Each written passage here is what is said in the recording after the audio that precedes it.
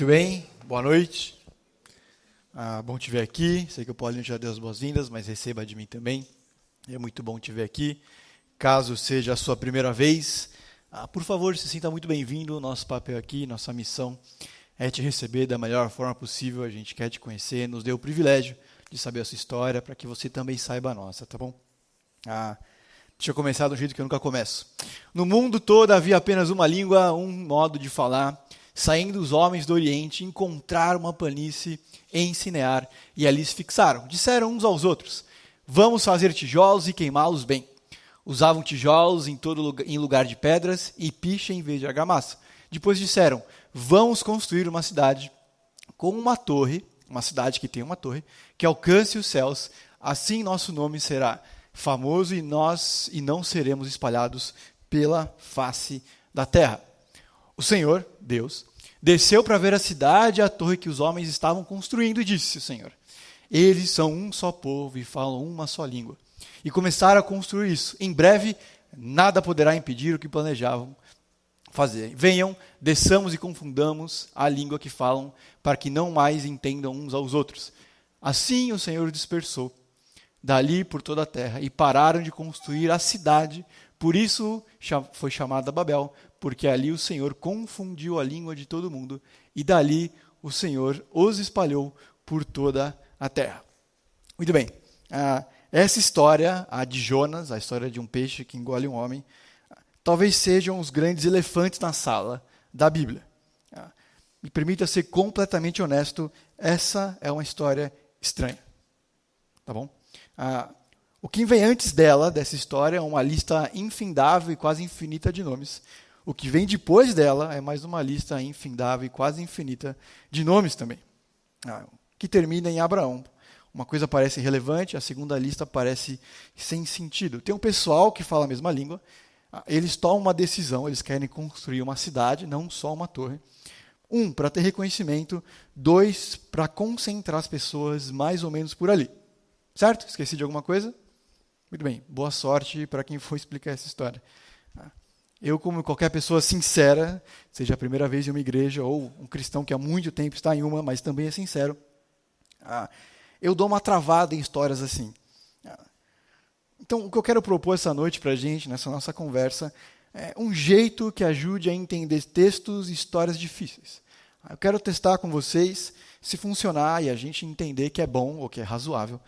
Sugiro que a gente use nas nossas leituras diárias.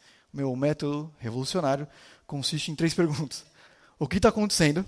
O que Deus fez? E o que Ele quer ensinar? O que está acontecendo? O que Deus fez? E o que Ele quer ensinar? Muito bem. O que está acontecendo? A pergunta que eu me faço ao ler esse texto é simples. É ruim um lugar em que as pessoas falam a mesma língua? É ruim um lugar em que as pessoas compartilham dos mesmos valores? É ruim um lugar em que as pessoas trabalham com o mesmo objetivo? É ruim um lugar em que eles coexistem aparentemente em harmonia? Claro que não. Na verdade, é por isso que a maioria das nossas histórias de fantasia e ficção existem. Sempre tem, mais ou menos, um vilão, um capitão gancho, um leão mau, um imperador injusto, uma feiticeira de gelo. Mas sempre termina com uma espécie de viveram felizes para sempre. É mais ou menos o que Jesus faz no Sermão do Monte, quando ele apresenta o reino invertido. Um lugar de gente que se ama, um lugar de gente que consola uns aos outros, um lugar das pessoas que são pobres de espírito. Mas nesse caso aqui tem alguma coisa interessante, e que ajuda a gente a entender, pelo menos, o começo do texto. Lembre-se, essa é a Bíblia contando a história de como as coisas vieram à existência e quem as pessoas são. Quem escreve e relembra essas histórias, especialmente nos primeiros livros da Bíblia, é Moisés, o líder que libertou Israel, a nação de Israel, da escravidão no Egito. Ele escreve tudo isso para que os judeus soubessem quem Deus era e de onde eles vieram. Vamos lá, faça essa caminhada comigo. Você é um judeu curioso, você deseja ouvir ou ler Moisés, você começa a ler uma história sobre uma cidade, uma torre, alguns planos. Imagine que é o próprio Deus contando essa história, porque na verdade, no fundo, qual seria a pergunta natural e óbvia de qualquer judeu? Deixa eu ler de novo com vocês. No mundo havia apenas uma língua, um só modo de falar, saindo os homens do Oriente, encontraram uma planície encilhar. E ali se fixaram, disseram uns aos outros, vamos fazer tijolos e queimá-los bem. Usavam tijolos em lugar de pedras e piche em vez de argamassa. Depois disseram, vamos construir uma cidade, com uma torre que alcance os céus. Assim, nosso nome será famoso e não seremos espalhados por toda a terra. O Senhor desceu para ver a cidade, a torre que os homens estavam construindo, e disse, eles são um só povo e falam só uma língua. E começaram a construir tudo isso. Em breve, nada poderá impedir o que eles planejam fazer. Venham, desçamos e confundamos as línguas que falam, para que não entendam mais uns aos outros. Assim, o Senhor dispersou dali por toda a terra, e pararam de construir a cidade. Por isso foi chamada Babel, porque ali o Senhor confundiu a língua de todo mundo. Dali o Senhor espalhou por toda a terra. A pergunta natural de qualquer judeu, especialmente nessa primeira parte, é muito simples, muito simples. Onde está Deus? Ele acabou de punir Adão e Eva. Ele acabou de punir o tal de Caim. Ele inundou a terra. Alguém que é super participativo simplesmente não aparece até a metade da história. Alguém que é protagonista em todas as histórias até ali simplesmente passa a ser um coadjuvante não citado. Deixa eu te dizer uma marca de algumas histórias tristes. Histórias tristes são marcadas por um lugar em que Deus não tem voz e Deus não tem vez. Saindo dos homens do Oriente. O texto começa assim, e é uma expressão que passa batida para mim e para você, mas que estranhamente é recorrente em todo o livro de Gênesis. Quando a humanidade é expulsa do paraíso, é do Oriente que eles se afastam. Todas as vezes que aparece Oriente no livro de Gênesis, tem um rompimento pessoal. Tem um tipo de separação. É mais ou menos como ir para longe ou se afastar de. Eles dizem, vamos fazer tijolos e queimá-los bem. Usavam tijolos no lugar de pedras e piche em vez de argamassa. Eles querem construir uma cidade, um lugar que era a imagem e semelhança deles mesmos, com as próprias regras, com a própria visão de mundo. São várias decisões absolutamente autônomas. Não tem nenhum pio dos homens sobre Deus, não tem nenhuma palavra de Deus sobre os homens. Muito antes do Uber, do Netflix, apareceu o primeiro projeto sob demanda. Uma cidade on demand, se você quiser. É como se Deus estivesse isolado e longe da história. Tem um comentário do autor aqui sobre o tipo de material que eles constroem, e isso é bem interessante. Qual que é a diferença de um tijolo para uma pedra, que é os dois materiais que ele compara aqui? Tijolo, apesar de não ser especialista, você mistura a terra, molda, seca. Eles são mais rápidos para fazer, mas são mais frágeis que a pedra. Porque pedra você tem que cavar uma montanha, você tem que carregar e você tem que encaixar. Um trabalho incrivelmente árduo. Eu não sei que altura eles queriam chegar exatamente. Mas o meu ponto aqui é, eles têm pressa. Nem que isso signifique construir do jeito mais perigoso. Qual que é o problema aqui? Imediatismo. Precisamos construir essa torre agora. É agora ou nunca. Pedra? Não. Tijolos. Deus? Não. Nossos planos. Não tem nenhum problema com projetos sob demanda. O Netflix é bênção. Mas é preciso reconhecer que mesmo nos projetos mais pessoais, Deus tem vez e Deus tem voz. As pessoas de Babel querem resultados a curto prazo, usando material duvidoso e um final feliz. É um projeto orgulhoso, baseado única e exclusivamente em mim. Uma parte considerável dos nossos planos, dos nossos projetos, não são resultado de uma rebeldia intencional contra Deus. Uma rebeldia clara. Eu realmente duvido que a maioria de nós, mesmo nós não nos conhecendo tão bem, diga em alta voz, não me importam os versículos que Deus ensina, não me importa o que Deus tem a dizer, eu faço o que eu quero. Mas isso não significa dizer que nós não façamos a mesma coisa de um jeito mais sutil e mais perigoso. Lembre-se, a Bíblia é um livro cheio de espelhos, é uma exposição de espelhos. Moisés, Deus, querem que a gente encare essa história e diga, que loucos. Eles querem construir uma cidade, Deus acabou de inundar o mundo, Deus acabou de expulsar Adão e Eva, Deus acabou de punir Caim. Será que eles não estão pensando que Deus está vendo essa história? A gente é simplesmente, igualmente rebelde, quando a gente vive no automático.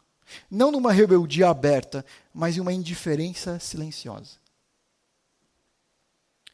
às vezes em práticas religiosas ou frases feitas. Silenciosa porque a gente simplesmente não se importa em buscar a sabedoria do alto. A gente não pensa em Deus quando a gente faz planos. Só quando a execução apresenta falhas, e aí com toda a nossa fé, nós recorremos a Deus com frases feitas, tipo, se Deus quiser, ou em nome de Jesus ao final de uma oração. Tem um livro que chama O Cristão Ateu, e o autor resume o próprio livro dessa forma. Os cristãos ateus estão por toda parte. Frequentam igrejas católicas, batistas, pentecostais, não denominacionais, entre outras. Frequentam grandes seminários, as melhores universidades e faculdades, de todas as idades, etnias e profissões. Alguns até leem a Bíblia todos os dias. Nas igrejas, sempre se fala dos cristãos e dos não cristãos, mas nunca ninguém comenta sobre quem está no meio termo. A maioria dos homens e mulheres parece se encaixar nesse grupo intermediário, dos que creem em Deus, mas vive como se não estivesse por perto, não se importasse ou não tivesse importância. O projeto de Babel não é um projeto ruim porque eles querem construir uma cidade que tem uma torre. Não é uma história sobre uma torre, é uma história sobre uma cidade que fala sobre o coração de qualquer ser humano. É a história de gente que não se importa com o Deus de todas as coisas, que não considera quem Deus é, o que Ele quer, ou o fato de Ele estar próximo em todos os lugares. Deixa eu te dar 5 exemplos da nossa rebeldia silenciosa. Quando a gente não ora no projeto e sim só na execução. A gente faz tudo o que precisa, planeja, começa a executar, e a gente pede, Senhor, abençoa esse projeto. Mas não busca o direcionamento dele à medida que a gente planeja. Porque a gente não precisa dele para planejar. A gente não busca conselho dele na construção das coisas, apenas no problema. Deus, eu não sei mais o que fazer.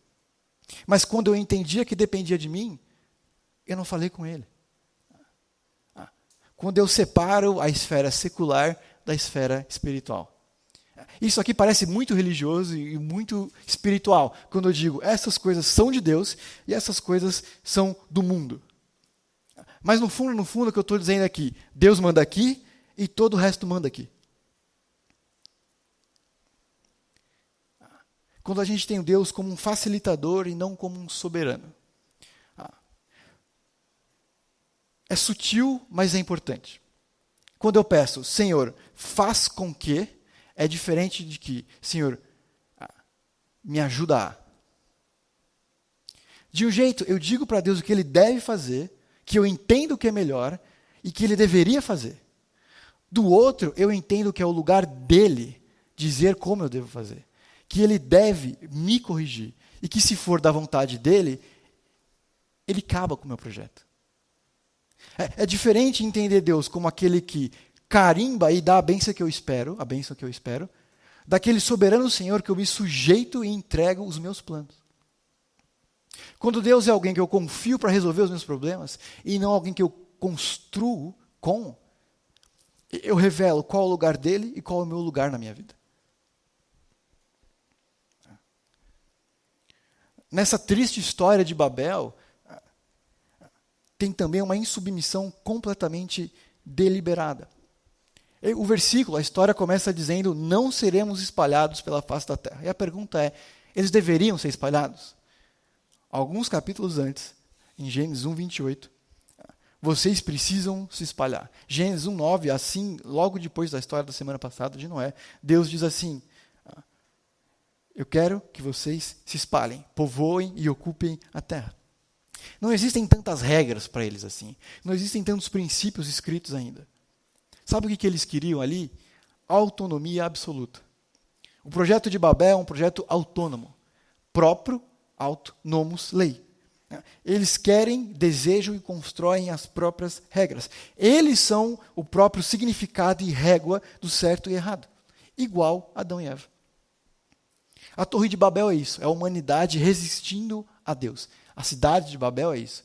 A humanidade resistindo a Deus. Quando Deus diz, se espalhem, eles dizem, não, a gente vai ficar por aqui. E o risco é ler essa história e pensar, mas foi uma escolha ruim, certo? Mas não é isso que o texto mostra. Não é um evento, mas uma constante na história. Se já é difícil para a gente marcar programas com os nossos amigos, decidir onde a gente vai comer depois do culto, Quanto tempo você acha que eles ficaram negociando entre si para construir uma cidade inteira? Se um que é japonês, o outro que é mexicano. Quanto tempo eles ficaram para decidir onde ficavam os bairros? Quem ficava em que lugar próximo à torre? Onde ficavam os muros? Quem faria o quê? Como seria a divisão do trabalho? Eles já estão construindo. Eles já estão trabalhando. Já tem uma divisão básica. Eles não acordaram um belo dia e disseram, vamos construir uma cidade contra a única quase regra que Deus nos deu. Entre a história da semana passada, a história de Noé, e a história de hoje, são mais ou menos 100 anos. 100 anos é muita coisa? Sim e não. É muito tempo para maturar uma ideia ruim. Não é tempo suficiente para esquecer uma ideia tão clara quanto se espalhem. Ocupem a terra.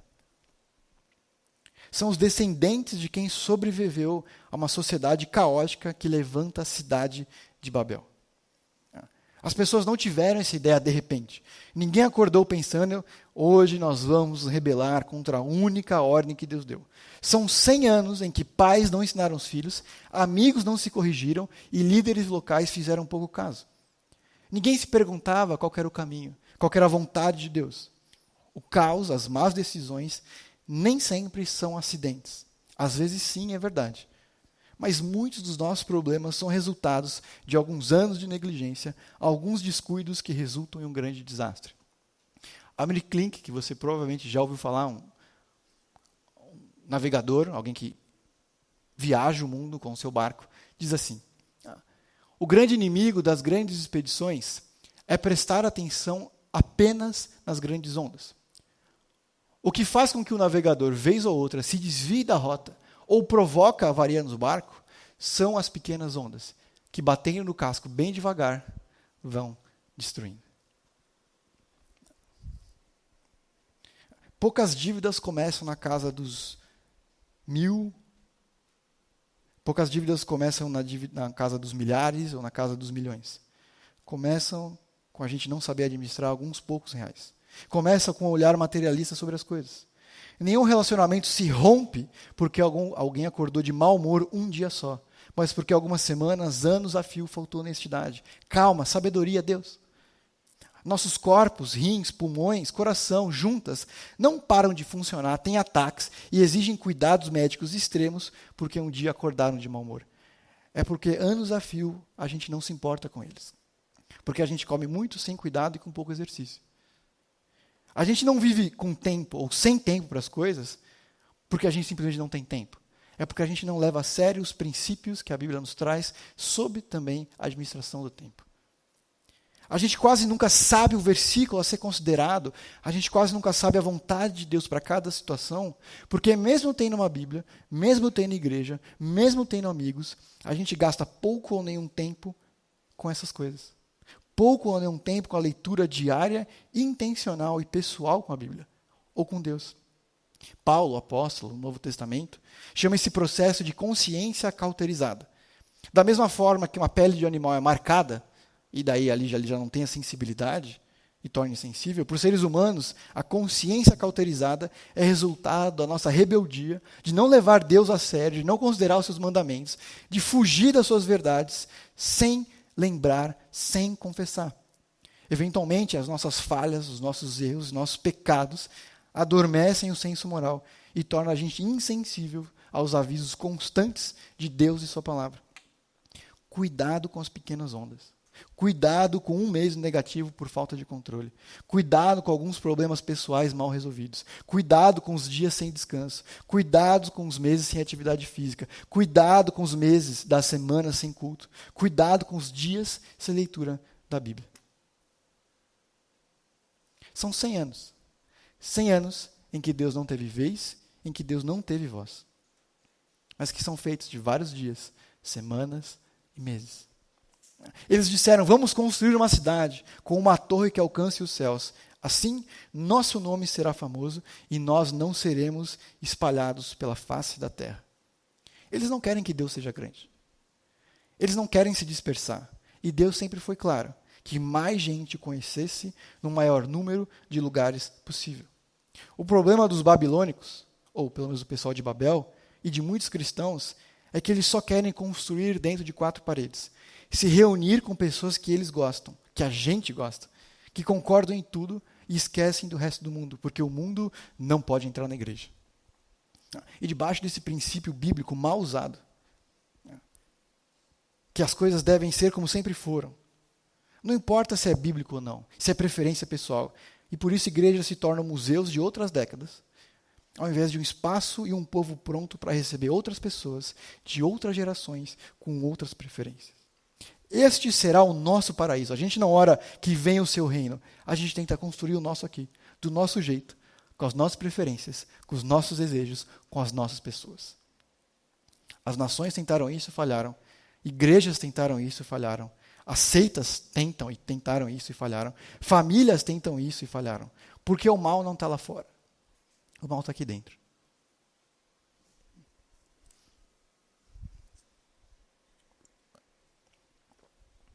O problema está aqui.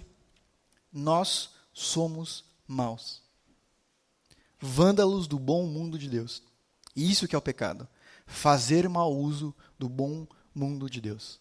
Nós destruímos nossos corpos com a nossa rotina. Nós destruímos o conceito de trabalho com a nossa rotina. Nós destruímos a igreja com as nossas preferências. Nós destruímos a natureza com a nossa exploração selvagem e pouco sustentável. Nós fazemos pouco caso dos mandamentos divinos. Nós machucamos uns aos outros nos nossos relacionamentos. O mal mora em mim. Em mim. E ele é exclusivista, preconceituoso, autônomo e moralista. Ele é exclusivista porque ele se fecha nos seus. Ele é preconceituoso porque ele expulsa os outros. Ele é autônomo porque decide redigir o que é certo e errado, assim como os pais de cada um deles fez.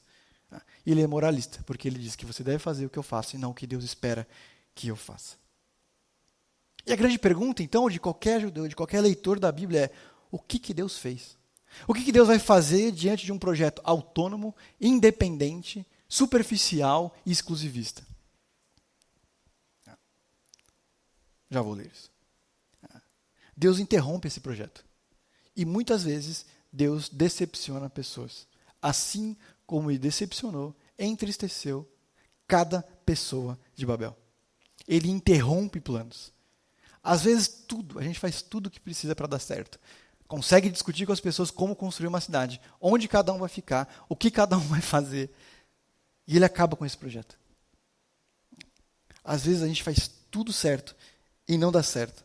Por quê? Porque Deus atrapalha. Porque Deus interrompe. Porque Deus destrói. Porque Deus machuca. Porque Ele corrige.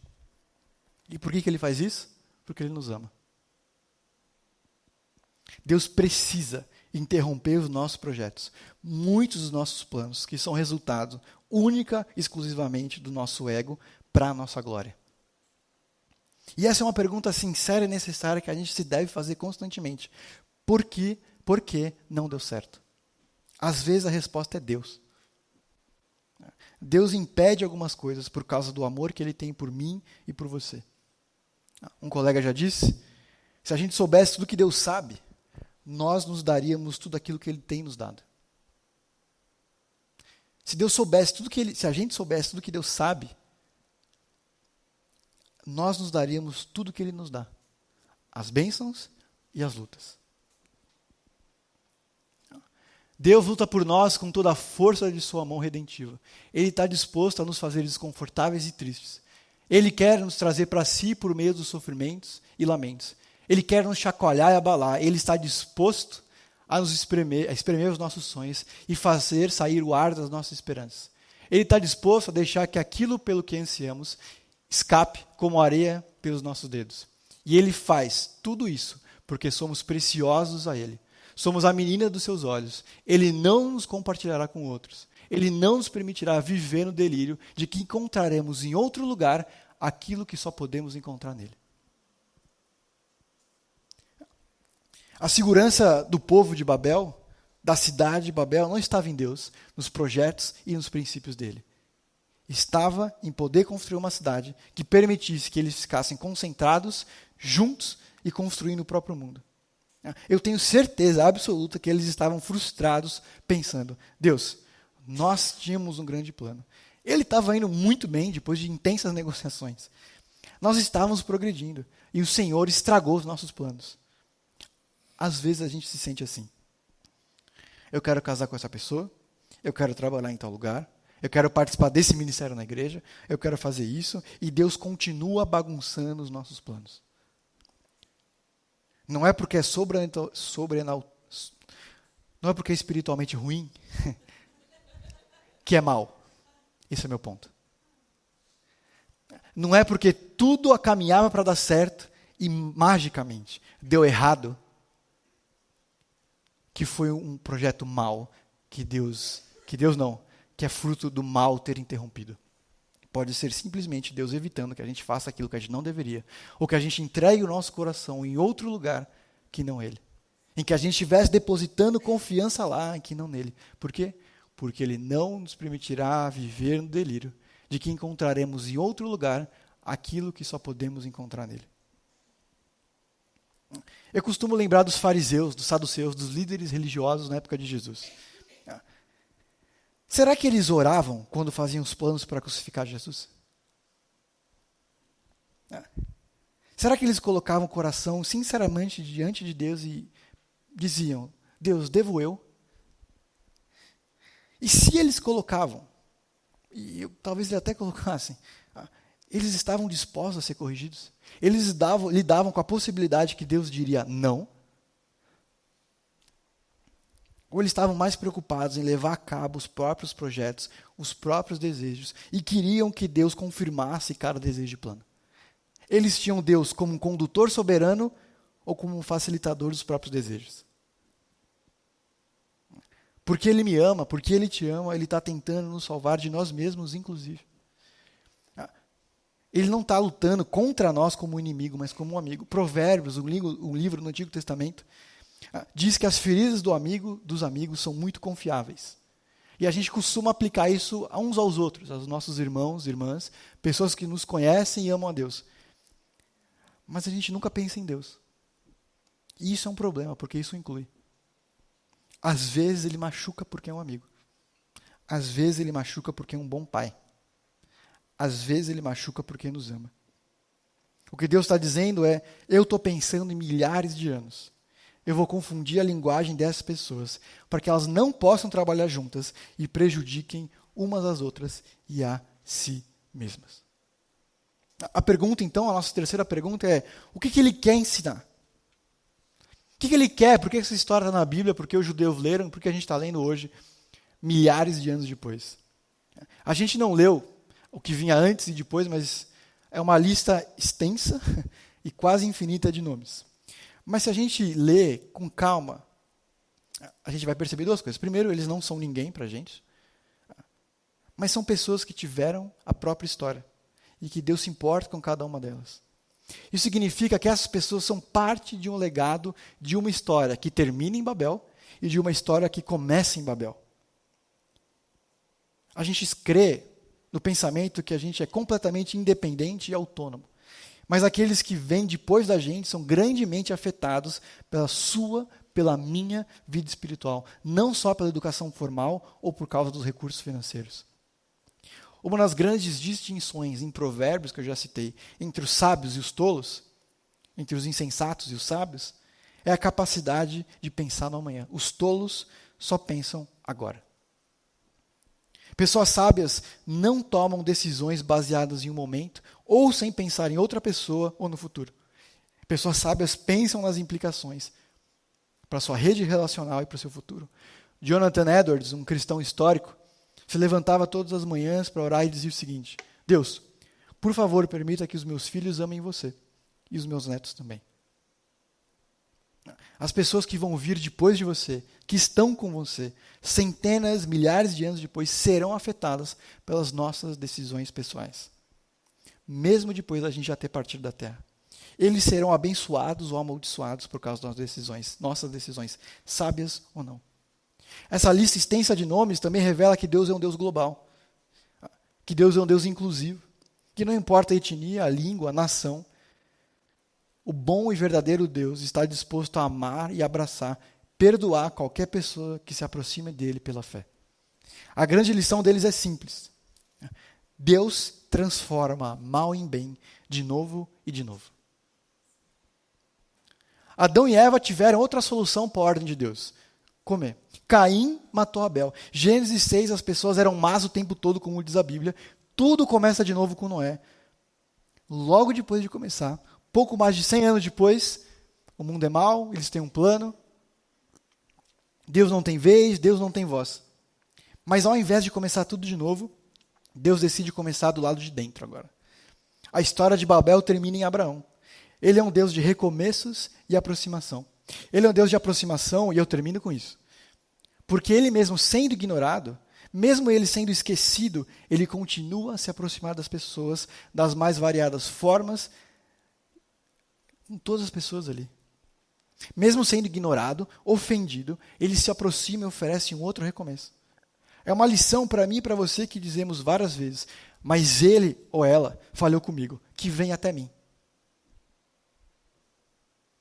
Deus é o ignorado, Deus é o ofendido, e ele recomeça de novo e de novo.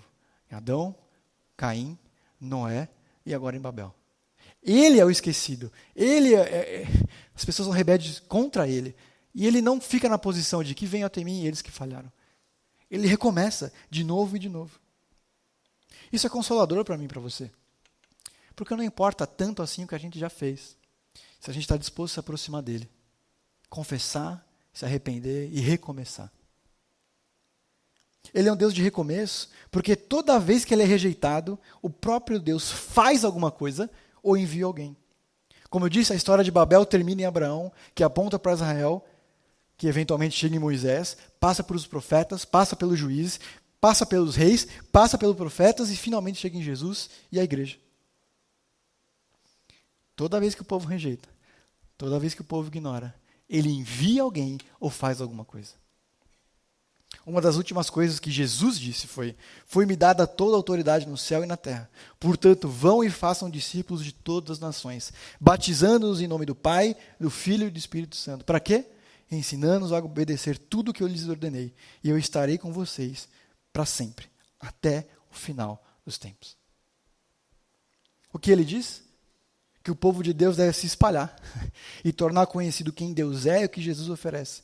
Que nós deveríamos entrar em nossas casas, baias, igrejas, dormitórios e escritórios e fazer o que for preciso para tornar conhecida a história da redenção.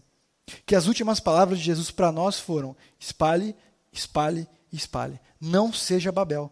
Não se limite entre as 4 paredes da igreja.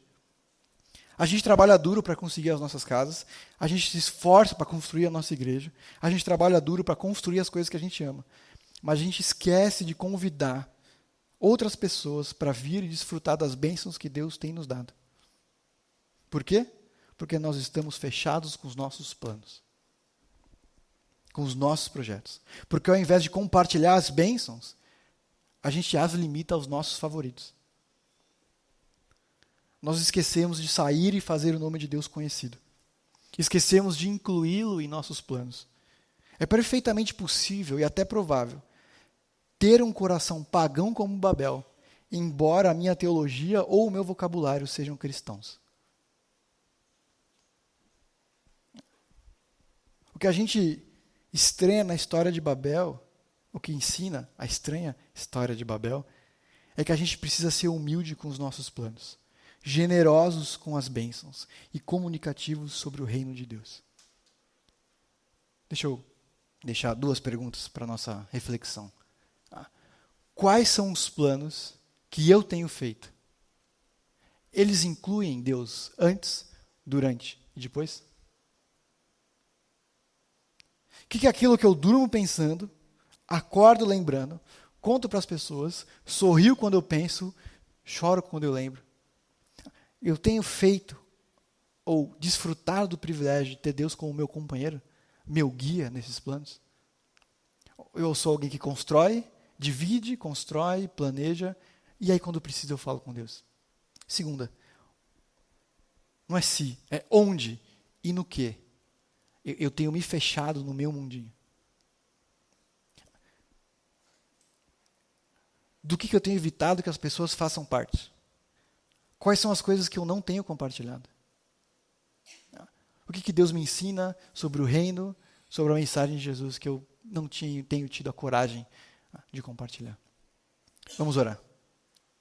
Senhor, obrigado pelo privilégio que é te conhecer, obrigado porque o Senhor deixou um livro, a Bíblia, para a gente. Senhor, não nos permita desistir ou desanimar quando a gente encontra essas histórias difíceis. Que o Teu Santo Espírito nos conduza, nos ajude a compreender o que o Senhor quer me ensinar, nos ensinar, Senhor, sobre os erros e acertos de pessoas que vieram antes da gente. Senhor, nos torna humildes de reconhecer a importância da Sua sabedoria, da Sua condução, Senhor. Nos ajuda, Deus, a lembrar do Senhor à medida que nós temos sonhos e projetos. Nos torna humildes, Deus, de pedir ajuda, conselho e submeter a Sua vontade. Senhor, por favor, nos ajuda, Senhor, a Te amar mais e a falar disso para as outras pessoas. Que a gente não se feche com os nossos favoritos, os nossos clubes, os nossos grupos. Que nós sejamos, Senhor, pessoas que espalham o Seu reino e a Sua mensagem para todos os lugares, seja conveniente ou não. Senhor, nos dê coragem, Senhor, de ser instrumento Seu em todos os lugares onde estivermos. Nos ajuda, Deus, e nos conduz. Em nome de Jesus, amém.